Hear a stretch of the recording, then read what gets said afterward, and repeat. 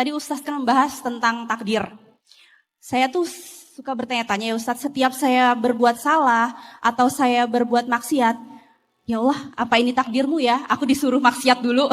Saya selalu, saya berpikir kayak gitu. Makanya, makanya saya penasaran nih Ustadz. Sebenarnya maksiat yang saya lakukan, berbuat salah yang saya lakukan itu takdir Allah bukan sih gitu. Pertanyaan ini pernah menjadi sebuah polemik juga di zaman Umar bin Khattab ketika Umar jadi khalifah. Jadi ada orang yang mencuri, kemudian dihukum, diadili. Di pengadilan dia bilang, "Ya Amirul Mukminin, wahai Umar, bukankah saya mencuri itu adalah takdir Allah?" Kata Umar apa? "Ya, saya menghukum kamu juga takdir Allah."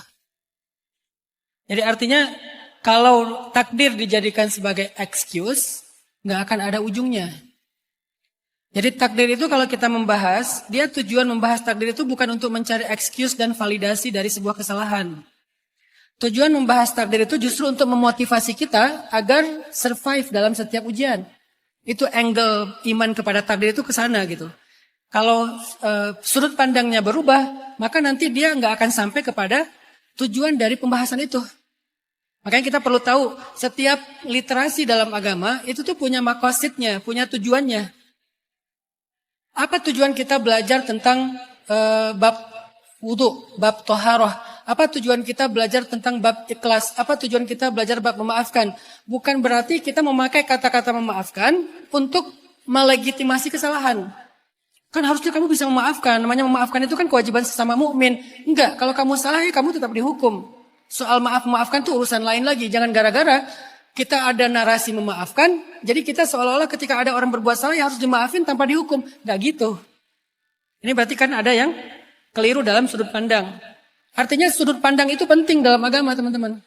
Begitu juga ketika ngebahas tentang bab takdir. Sudut pandangnya harus clear dulu nih. Kenapa takdir itu harus diimani? Untuk membuat kita tough, untuk membuat kita tangguh dalam menjalani hidup. Karena semuanya diatur sama Allah SWT. Bukan legitimasi dosa dan kesalahan. Jadi kalau ngomongin dosa, ngomongin ampunan Allah. Ngomongin konsekuensi dari dosa. Secara hukum konsekuensinya apa. Secara keberkahan konsekuensinya apa. Di akhirat konsekuensinya apa. Jalan keluarnya adalah taubat. Minta ampun sama Allah. Itu bab dosa tuh di situ. Tapi kalau bab takdir dimasukin ke dalam pembahasan dosa. Nanti jadi rancu. Makanya ketika ngebahas dosa, nggak ngomongin takdir, ngomonginnya itu antara taubat atau konsekuensi.